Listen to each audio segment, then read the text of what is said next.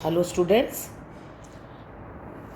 Resources या sources of the constitution के पर हम चर्चा कर रहे थे। भारतीय संविधान के स्रोत क्या हैं, और लास्ट क्लास में हमने कुछ पॉइंट्स पे चर्चा अपनी प्रारंभ कर चुके थे, जहाँ हमने देखा कि भारतीय संविधान का जो ओरिजिनल डॉक्यूमेंट है या कॉन्स्टिट्यूंट असेंबली के अंदर जो डिबेट्स हुई हैं, ये हमारे संविधान का एक महत्वपूर्ण आधार या रिसोर्स रहे हैं। इसी बात को हम आगे बढ़ाते हुए आज ये देखते हैं कि जो हमारे ओल्ड कॉन्स्टिट्यूशनल एक्ट्स थे, इसमें इम्पॉर्टेंट अगर हम बात करें तो 1858 का अधिनियम, 1892 का अधिनियम, 1909 का अधिनियम, 1919 का अधिनियम और सबसे अधिक महत्वपूर्ण 1935 का अधिनियम का हमारे संविधान पर सबसे ज़्यादा प्रभाव हमको दिखाई देता है। जब हम भारतीय संविधान का अध्ययन करते हैं तो हमें ऐसा लगता है कि संविधान में अनेक बातें तो ऐसी हैं जो इन अधिनियमों या 1935 के अधिनियम से तो अक्सरश काफ़ी बातें ले ली गई हैं। इसलिए हमारे भारत का जो वर्तमान संविधान है वो एक बहुत बड़े अंश तक हमको 1935 के भारत शासन अधिनियम पर हमको आधारित दिखाई देता है। इस अधिनियम के 200 धाराएं जो कुछ ऐसी हैं जो बिल्कुल अक्षरश या वाक्य रचना के रूप में हमने उस संविधान से 1935 के अधिनियम से ली है। डॉक्टर पी देशमुख जैसे एक विचारक का यह मानना है कि 1935 का भारत सरकार अधिनियम ही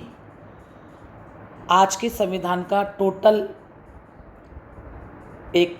पिक्चर दिखाई देता है, मात्र इसमें वयस्क मताधिकार को ही जोड़ दिया गया है। डॉक्टर अम्बेडकर ने भी इस संबंध में कहा था कि मैं इस बात में किसी प्रकार की शर्म महसूस नहीं करता हूँ कि हमने हमारे नवीन संविधान का निर्माण करते समय 1935 के अधिनियम की बहुत सी बातों को अपनाया है और किसी भी अच्छी बात को अपनाने में हमको संकोच भी नहीं होना चाहिए। तो हम ये कह सकते हैं कि हमारे जो नए संविधान में जो 352 आर्टिकल है, 353 आर्टिकल है, जिसमें हम राष्ट्रपति की संकटकालीन घोषणाओं से संबंधित है, इसके बहुत से प्रावधान हैं जो हम 1935 के अधिनियम के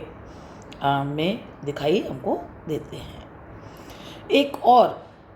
सोर्स जिसके बारे में हम ये देखते हैं कि जो अध्यादेश होते हैं संविधान किसी भी देश की व्यवस्थाओं के अधीन निकाले जाते हैं, या जो आदेश है या केंद्रीय संसद जो अनेक कानून बनाती है वो भी संविधान के अभिन्न भाग बन गए हैं। स्पेशली हम देखें तो जनप्रतिनिधि अधिनियम का जो भारतीय नागरिकता अधिनियम है वह है, राष्ट्रपति उपराष्ट्रपति निर्वाचन के अधिनियम हैं, या संसद को अपने कार्य संचालन कार्यप्रणाली में जो भी नियम बनाती है यह भी हमारे संविधान के लिए रिसोर्स का कार्य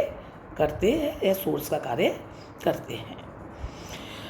इसके अतिरिक्त जो कॉन्स्टिट्यूशनल अमेंडमेंट्स अभी तक हो चुके हैं, अगर हम देखें तो 1950 से लेकर अभी तक भारतीय संविधान में 103 अमेंडमेंट्स यानी कि संशोधन हो चुके हैं, और ये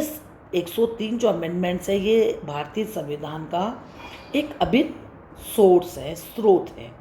इन संवैधानिक संशोधनों से क्या हुआ है, हमारा जो मूल ढांचा था संविधान का, उसकी बुनियादी धारणा और उसके स्ट्रक्चर, मेन स्ट्रक्चर में तो नहीं लेकिन उसके स्वरूप में परिवर्तन अवश्य आया है। स्पेशली अगर हम देखें कि संविधान संशोधनों में जो सबसे पहला संशोधन हुआ, उसके बाद चौथा 7वां संवैधानिक संशोधन 25th,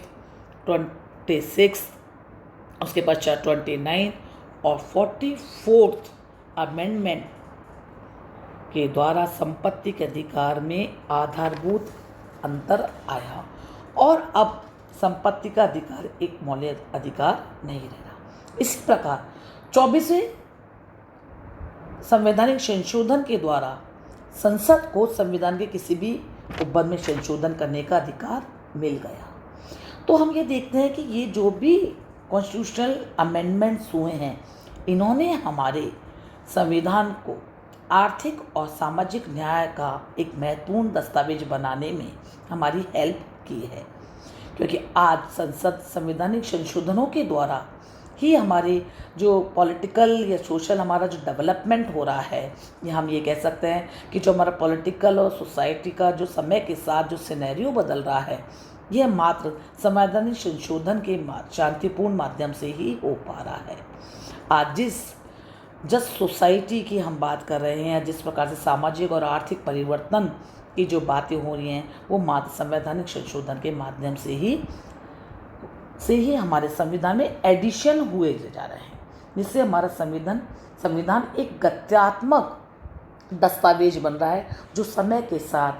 कदम मिला करके या भारत को एक नए होराइजन में या नए परिप्रेक्ष्य में, नए संदर्भों में परिभाषित करने का प्रयास कर रहा है। आने वाली क्लास में हम इस टॉपिक को और आगे बढ़ाएंगे। तब तक आप इन पॉइंट्स पे रिवीजन कीजिए और इस बारे में डिस्कशन प्रारंभ कीजिए। धन्यवाद।